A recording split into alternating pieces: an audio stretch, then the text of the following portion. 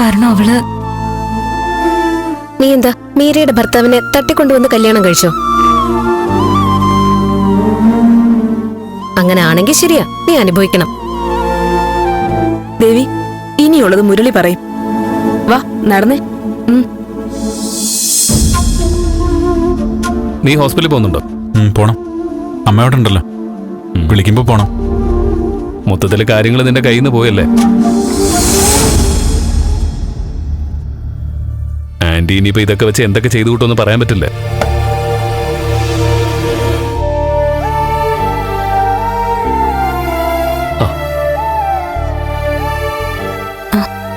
മുരളിട്ട എന്തൊരു ദേവിക, പനിയെന്നോ പേടിച്ചെന്നൊക്കെ പറയുന്ന കേട്ടല്ലോ. നിസ്സാര കാര്യമല്ലല്ലോ മുരളിയേട്ട സംഭവിച്ചത്. എന്റെ ദേവികെ, ഇതിനൊക്കെ പനി പിടിക്കാൻ തുടങ്ങിയാൽ എങ്ങനെയാ? ധൈര്യത്തോടെ നിൽക്കണ്ടേ? നന്ദനില്ലേ കൂടെ? ഞങ്ങൾ എല്ലാവരും ഉണ്ട്. മീര ഒരു ബുദ്ധിമോശം കാണിച്ചു, അതിന് ദേവിക എന്ത് പഴിച്ചു?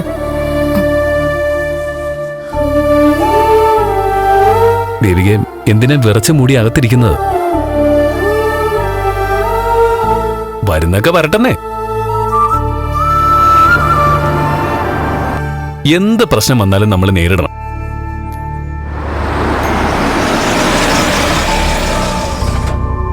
മനസാ വാചാ കർമ്മണ നമ്മൾ അറിയാത്തൊരു കാര്യത്തിന് സ്വയം ശിക്ഷിക്കുന്നത് പോലെയാ ദേവിക ഇപ്പോ.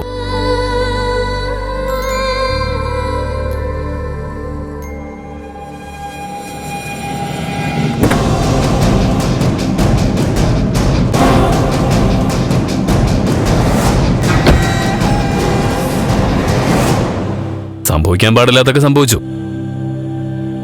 പക്ഷേ അത് ദേവികയുടെ കുറ്റമാണെന്ന് കണ്ട് വേദനിക്കാൻ തുടങ്ങിയ നഷ്ടം ദേവിക്ക് മാത്രമാണ്.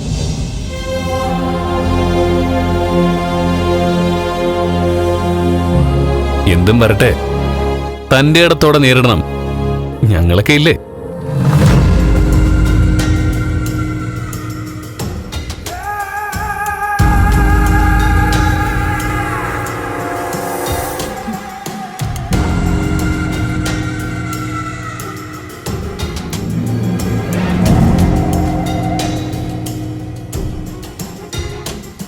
നന്ദ, എത്ര പ്രാവശ്യം നിന്നെ വിളിച്ചു, നീ എന്താ ഫോൺ എടുക്കാത്തത്? ഞാൻ കണ്ടില്ലമ്മേ. കാണില്ലല്ലോ. കാണേണ്ടത് കാണാതിരിക്കാനുള്ള കഴിവ് നിനക്കിപ്പോ ഉണ്ട്. കൂട്ടുകെട്ടും അങ്ങനെയാണല്ലോ.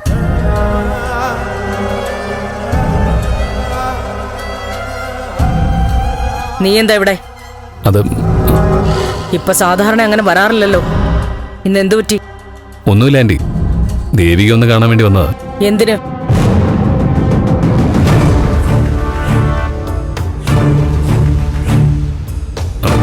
ദേവിക്ക് പനിയാണെന്ന് പറഞ്ഞു. പനി അന്വേഷിച്ചാണോ ഒരു പട ഇങ്ങോട്ട് വന്നത്? പടയോ? ഞാനും ഗൗരിയും ചേർന്നാൽ എങ്ങനെയാ ആന്റി പടയാവുന്നത്? പടയെന്ന് പറയുമ്പോ ആൾബലത്തിലല്ല കാര്യം, ഒറ്റയാളായാലും മതി.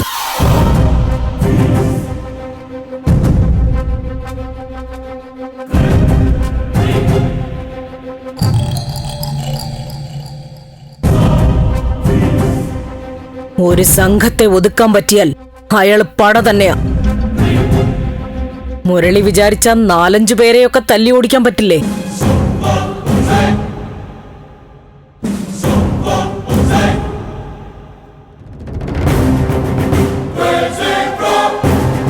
നാലഞ്ചൊന്നും അല്ല ആന്റി, ഒരു 7-8 പേരെയൊക്കെ നേരിടാൻ പറ്റും.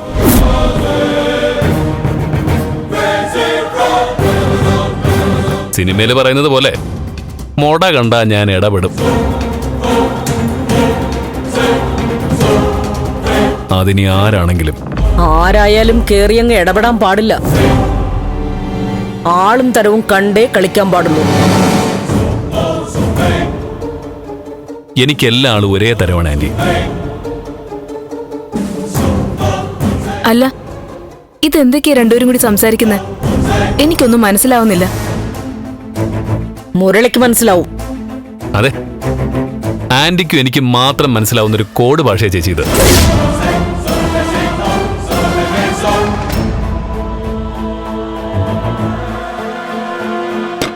ഇവൾക്ക് പനിയാണെങ്കിൽ തന്നെ നിങ്ങളിങ്ങനെ വന്ന് കാണുന്നത് ശരിയാണോ? ഒരസുഖക്കാരിയെ എല്ലാവരും കൂടി വന്ന് ശല്യപ്പെടുത്തുന്നത് ശരിയാണോ?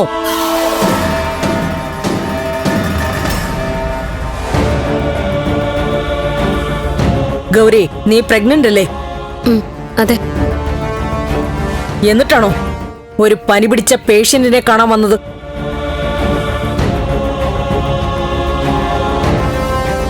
നിങ്ങൾക്കൊന്നും ഇത്രയും വിവരമില്ലാതായി പോയല്ലോ.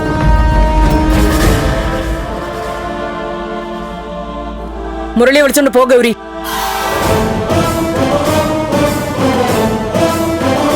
ഇതിലും ഭേദം എന്റെ വീട്ടിൽ നിന്ന് ഇറങ്ങി പോടാന്ന് പറയുന്നായിരുന്നു ആന്റി.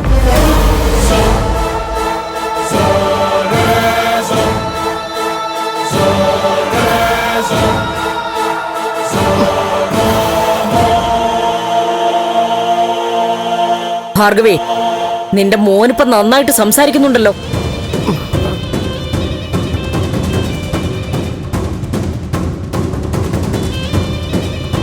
കൊള്ളാം. മുരളി, നീ പോയേ. ഗൗരി, പ്രഭകുഞ്ഞ് പറഞ്ഞ പോലെ മുരളിയെ വിളിച്ചോണ്ട് പോ.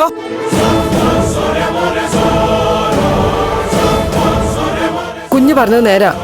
പനിക്കാർക്കും കുഴപ്പാ, അന്വേഷിച്ച് ചെല്ലുന്നവർക്കും കുഴപ്പാ. അമ്മേ, ഇത് ഇന്റർനാഷണൽ കാര്യമൊന്നുമല്ല. ആന്റിക്ക് എന്നെ അങ്ങോട്ട് പിടിക്കുന്നില്ല, അതാണ് പ്രശ്നം. അത് തന്നെയാ പ്രശ്നം.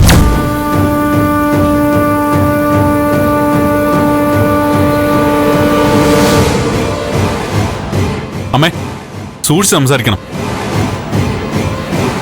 ഭാർഗവി ആന്റിയുടെ മുരളിയേത് എന്റെ കളിക്കൂട്ടുകാരൻ. ഞാൻ എന്ത് സൂക്ഷിക്കണമെന്നാ നീ പറയുന്നത്? അമ്മേ, മുരളി ഈ വീട്ടിലൊരു അംഗത്തെ പോലെയല്ലേ? നമുക്ക് നല്ലത് വരാനേ മുരളി എപ്പോഴും ആഗ്രഹിച്ചിട്ടുള്ളൂ. മുരളി ഇങ്ങനെയൊന്നും പറയരുത്. വീട്ടിലങ്ങോ? എനിക്കെതിരെ ചന്ദ്രഹാസം ഇളക്കി നടക്കുന്നവൻ എന്റെ വീട്ടിലങ്ങാവോ?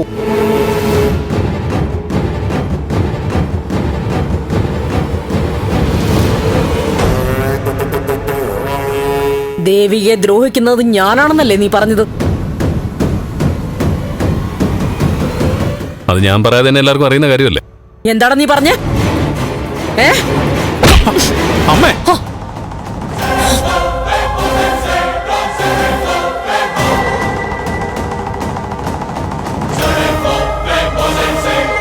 നന്ദ വിട.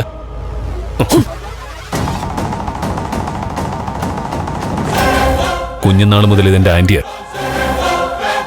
മരണം വരാതെ അങ്ങനെ തന്നെ ആയിരിക്കും ചെയ്യും.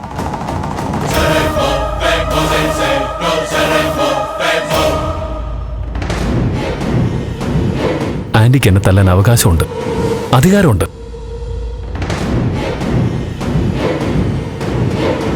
ആന്റിയുടെ തെറ്റ് മറയ്ക്കാൻ വേണ്ടിയാണ് എന്നെ തല്ലുന്നെങ്കിലും ഞാൻ ആ തല്ല് കൊള്ളുകയുള്ളൂ.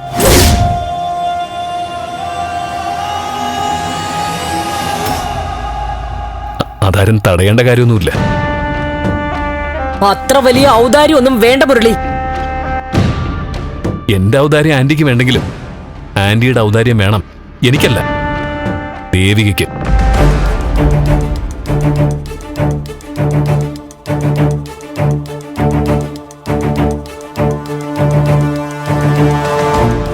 പാവോ ആന്റി, ദേ കണ്ടില്ലേ, ആ മീരയുടെ പ്രശ്നത്തില് പേടിച്ച് പനി പിടിച്ച് നിൽക്കുക.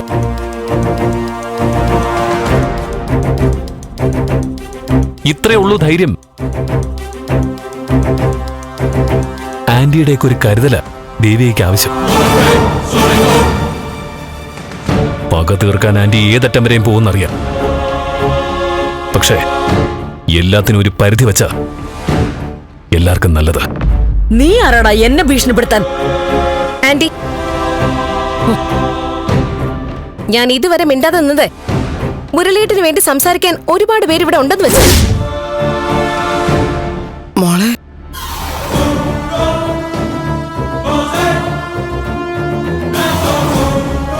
ആര് പറഞ്ഞിട്ടും ആന്റിക്ക് മനസ്സിലാവുന്നില്ല അല്ലേ?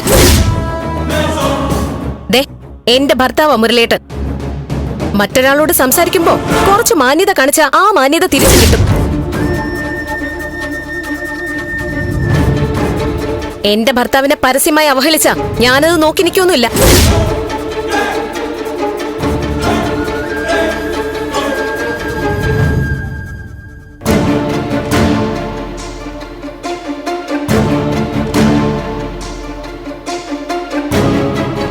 ഇനി എനിക്ക് പറയാനൊന്നുമില്ല. വഴിയെ പോകുന്നവർ എന്റെ വീട്ടിൽ കയറി വന്ന് എന്നെ ആട്ടുന്നു. അത് കണ്ട് രസിച്ചു നിൽക്കുന്ന എന്റെ മക്കളും എന്റെ വീട്ടിലെ അടുക്കളക്കാരിയും.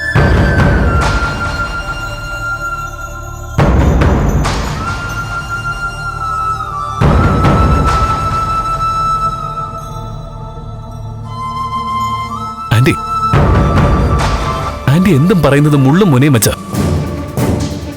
ഇപ്പൊ തന്നെ ഭാർഗവി എന്ന് പറയേണ്ടടുത്ത് ആന്റി ഉപയോഗിച്ചത് അടുക്കളക്കാരി എന്ന വാക്കാ.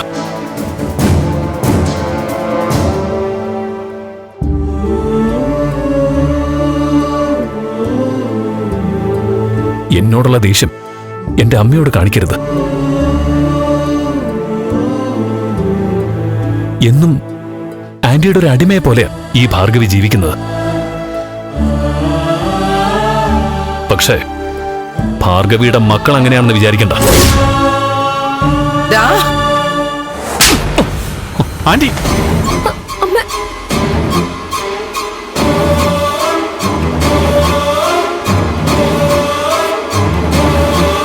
പ്രഭക്കുഞ്ഞിനോട് തർക്കിക്കാൻ മാത്രം വളർന്നതാ നീ?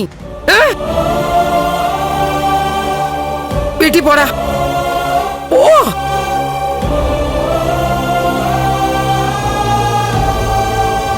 ഇനി എനിക്ക് പോവാം.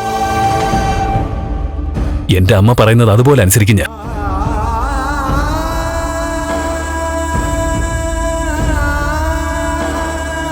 കാരണം എന്റെ ഒരാഗ്രഹത്തിനും എതിര് പറയാത്ത അമ്മയായത്. എനിക്കിതാ ഇവളെ ഈ ഗൗരിയെ ഇഷ്ടമാണെന്ന് പറഞ്ഞപ്പോ വിളിച്ചിറക്കിക്കൊണ്ട് വാടാന്ന് പറഞ്ഞ ഈ അമ്മയുടെ മനസ്സ് എല്ലാ സ്ത്രീകൾക്കും കിട്ടണമെന്നില്ല.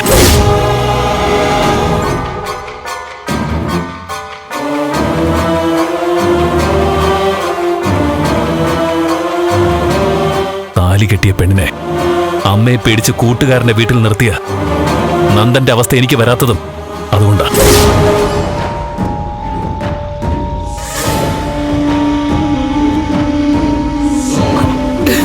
എന്നാ പിന്നെ ഞാൻ പോട്ടേടാ. ദേവിക പടി.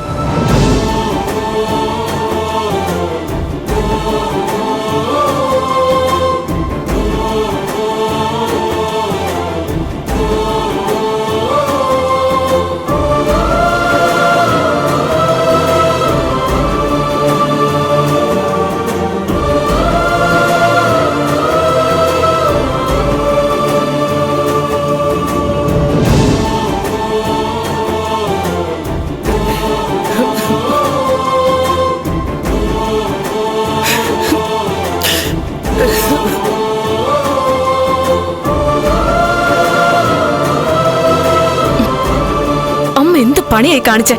മിണ്ടരുത് നീ. ജീവൻ തിരിച്ചു കിട്ടുമെന്ന് അറിയാത്ത അവസ്ഥയിൽ ഒരു പെങ്കൊച്ച് ഹോസ്പിറ്റലിൽ കിടക്കുക.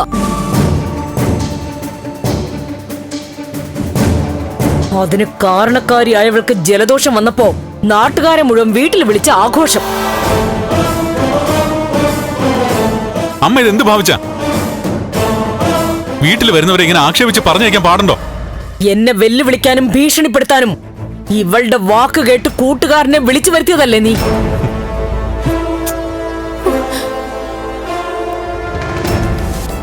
ഒരു ദിവസം ഒന്ന് മാറി നിന്നപ്പോ ഇവിടെ ഇത്രയും സംഭവിച്ചെങ്കിൽ ഇനി നീയൊക്കെ ഗൂഢാലോചന നടത്തി മീരെ പോലെ എന്നെയും തീർക്കുമല്ലോ.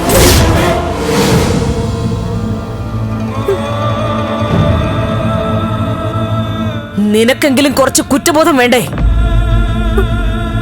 നീ കാരണമല്ലേ മീരയ്ക്ക് ഈ ഗതിയായത്.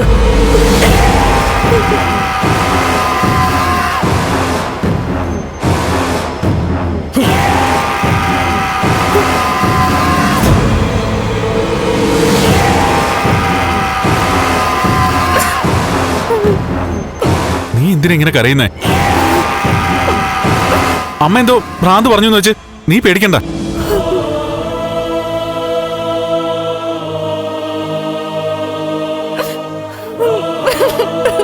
ദേവി,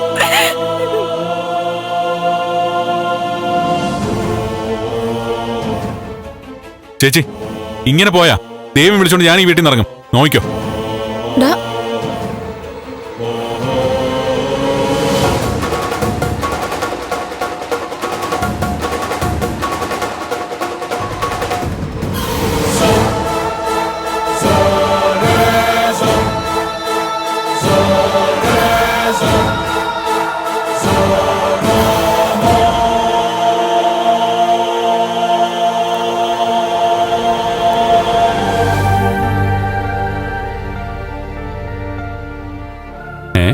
നടന്ന് മടുത്തോ? ഞാൻ എടുത്തോണ്ട് പോണോ? അയ്യടാ, ഇത്രയും ദൂരം നടന്ന് വീട്ടിലെത്തിയപ്പോ എടുക്കണോന്ന്. അതുകൊള്ള. സത്യം പറഞ്ഞാൽ ചന്ദ്രോത്ത് നിന്ന് നിന്നെ ഇതുവരെ എടുത്തുകൊണ്ട് തോളത്ത് വെച്ചോണ്ട് വരാനാണ് എനിക്ക് തോന്നിയത്. അതെന്താ? അത് പറയാം. അതിനെ സ്റ്റാൻഡിൽ ടിപ്പർ ഓടിക്കുന്ന രഘു എന്നോട് ഇന്നലെ ഒന്ന് കോർത്തു. അയ്യോ, എന്നിട്ട്? നീ വന്ന് അവനെ ഒന്ന് ഒതുക്കണം. എന്ത്? അല്ല, ചന്ദ്രോത്ത് പ്രഭാവതിയോട് നേരിട്ട് കോർത്ത ആളല്ലേ, അപ്പൊ നിനക്ക് പറ്റും. അല്ല, എന്താ പറഞ്ഞ? എന്റെ ഭർത്താവിനെ പറഞ്ഞ കാലവാരി നിലത്തടിക്കുന്നു. ചിലപ്പോ എന്റെ ഭാര്യ എനിക്ക് വേണ്ടി ഇങ്ങനെയൊക്കെ പ്രതികരിക്കും. അത് ഞാനല്ല, ഏത് ഭാര്യയും ചെയ്യുന്ന കാര്യമാ. മറ്റുള്ളവരുടെ മുന്നിൽ സ്വന്തം ഭർത്താവിനെ അപമാനിച്ച ഭാര്യയ്ക്ക് സഹിക്കാൻ പറ്റില്ല. അവളുടെ അച്ഛനെ അമ്മയെ ആക്ഷേപിച്ചാലും അവള് ചിലപ്പോ സഹിക്കും. അവളെ ആക്ഷേപിച്ചാലും സഹിക്കും. പക്ഷേ അവളുടെ ഭർത്താവിനെ പറഞ്ഞ അത് സഹിക്കില്ല മുരളേട്ട. ഇനി 4-5 മാസം കൂടെ കഴിയുമ്പോ എനിക്ക് വേണ്ടി ചോദിക്കാൻ ഒരാൾ കൂടി വരിക. ഒരു കുട്ടി ഗൗരി. അത് ഞാൻ പലവട്ടം പറഞ്ഞിട്ടുണ്ട്, അത് കുട്ടി മുരളിയാണെന്ന്. നമുക്ക് നോക്കാം. നീ വാ.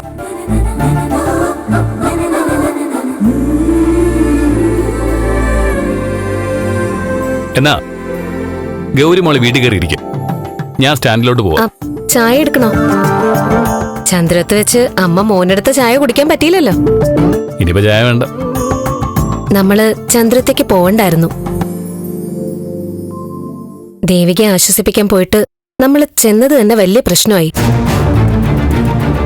ഇതിന്റെ പേരില് ദേവിക ആന്റി നിർത്തിപ്പൊരിക്കും. പൊരിക്കാൻ ഭാഗത്തിന് നിന്ന് കൊടുത്ത തിളച്ച എണ്ണയെ പിടിച്ചിടും. നമ്മള് കൂടെ കൂടെ അവളോട് ധൈര്യത്തോടെ നേരിടണമെന്നൊക്കെ പറയും. അവൾക്ക് എന്ത് ചെയ്യാൻ പറ്റുമെന്നാ? നന്ദന്റെ കാര്യം അങ്ങനെയൊക്കെ തന്നെയാ.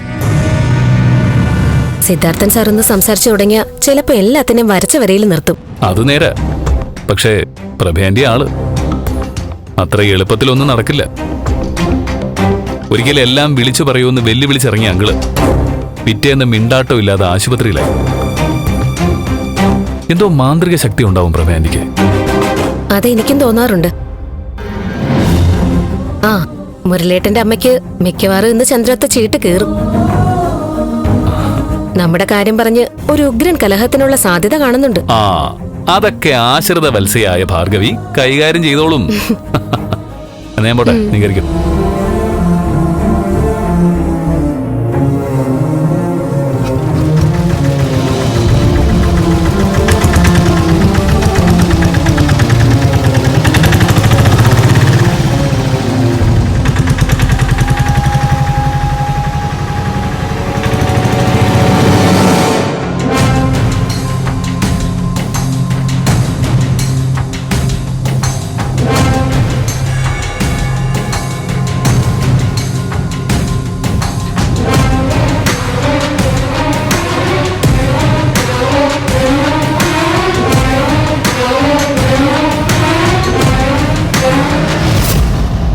കുഞ്ഞെ, ഇവിടെ നടന്ന സംഭവങ്ങൾക്ക് ഞാൻ മാപ്പ് ചോദിക്കാം. ഭാർഗവി, നീ എന്നെ ഭ്രാന്ത് പിടിപ്പിക്കരുത്. നീ എന്തിനാ മാപ്പ് ചോദിക്കുന്നത്? വഴിയെ പോയ നാണം കെട്ട ജന്മങ്ങൾ എന്റെ വീട്ടിൽ വന്ന് എന്നെ വെല്ലുവിളിച്ചതിന് നീ എന്തിനാ മാപ്പ് പറയുന്നത്? മുരളിയുടെ സ്വഭാവം അറിയാലോ. ഇങ്ങനെയൊക്കെ പറയുന്നല്ലാതെ ആർക്കും ഒരു ദോഷം ചെയ്യില്ല. ശുദ്ധനാ. ശുദ്ധനല്ലടി, ദുഷ്ടനാ നിന്റെ മോൻ. കുഞ്ഞ്, അവന്റെ സ്വഭാവം അവന്റെ വീട്ടിൽ കാണിച്ചാ മതി. ചന്ദ്രോത്ത് വന്ന് എന്നോടല്ല ചീപ്പ് ഷോ കാണിക്കേണ്ടത്. ഹ്, അവനറിയാം ഇവിടെ അവന് കൈയടിയും ജൈവിളിയും ഒക്കെ കിട്ടുമെന്ന്. ഇപ്പൊ ഞാനെന്ന് വെച്ചാൽ ഇവിടെ എല്ലാവർക്കും ചതുർത്ഥിയല്ലേ, നിനക്കുൾപ്പെടെ. അയ്യോ കുഞ്ഞ്, ഈ ഭാർഗവിയെ കുഞ്ഞിനറിയില്ലേ? അറിയാം, ഭാർഗവയെ അറിയാം, മക്കളെയും നന്നായിട്ട് അറിയാം എനിക്ക്. മുരളി ചെയ്ത് തെറ്റാ, പൊറുക്കണം കുഞ്ഞെ. ഭാർഗവി, നീ എന്റെ മുമ്പിൽ പോ. കുഞ്ഞു വേണമെങ്കിൽ എന്നെ തല്ലിക്കോ, ചീത്ത വിളിച്ചോ. ഇങ്ങനെ ദേഷ്യത്തോടെ നിക്കല്ലേ. ദേഷ്യത്തോടെ അല്ലാതെ സ്നേഹിക്കേനി നിന്നെയൊക്കെ ഞാൻ.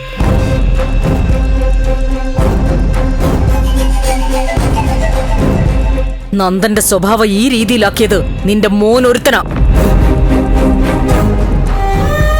സംസർഗ ഗുണമെന്നൊക്കെ പറയുമല്ലോ, എന്റെ മോന് ആ ഗുണമാ കിട്ടിയത്.